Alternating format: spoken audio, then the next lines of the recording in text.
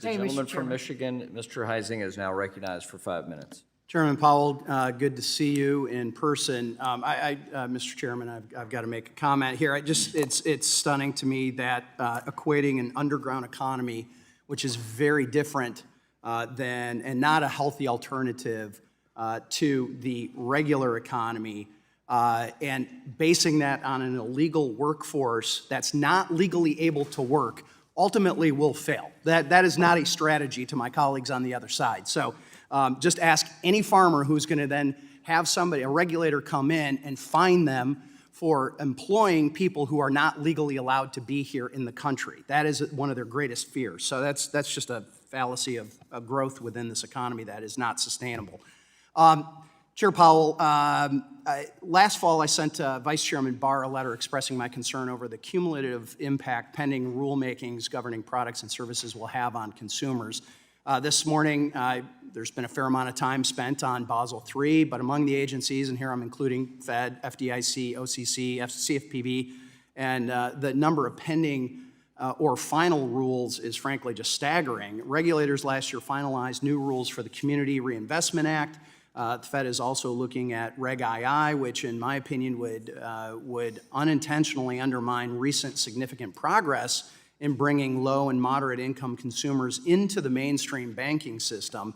And just yesterday, the CFPB unveiled a rule that would cap late fees for banks. And I just literally walked out of a meeting with my credit unions who are very concerned about those things that may be in their future as well. So I think it's critical that we don't look at any of these rules in a vacuum, and we need to consider their total impact and full scope on that. So I'm going to ask you a question I've asked some of the other regulators.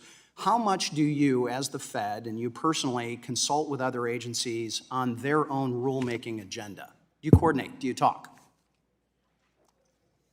So I don't lead that area of our business, but I know there's a lot of talking.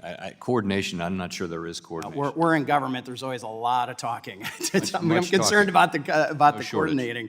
All right, well, let me ask you this way. When a rule is finalized under another regulator, are you mandated or have any kind of policy to go back and look at your other pending rules under your purview and see if changes need to be made because of these other agencies' rule makings?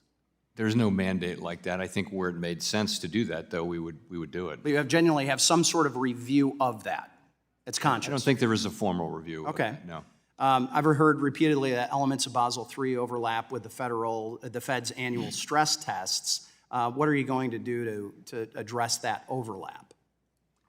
So we're in the middle of just at the beginning, actually, of deciding what to do about Basel III.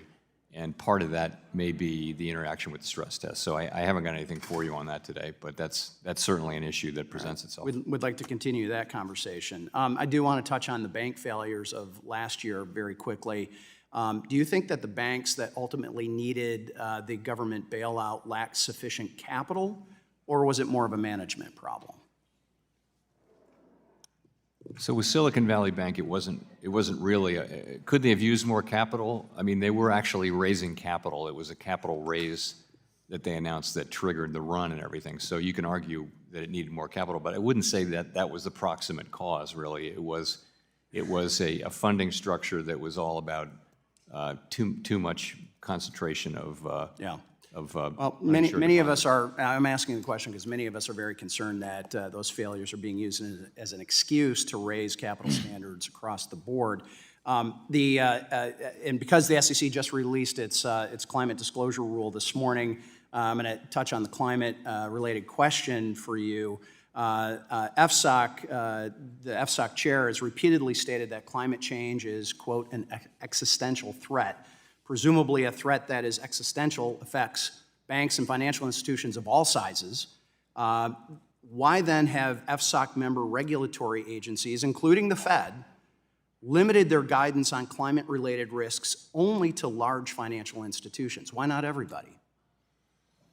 Well, it's a new thing, and we are not. It's a heck of a new thing. Yes. We're not climate change policymakers. It's this is something that needs to be handled by elected representatives, and so we're starting this very carefully with large institutions who are already doing it, by the way. The things that we're doing, they're doing this because to remain active internationally, they have to be doing it.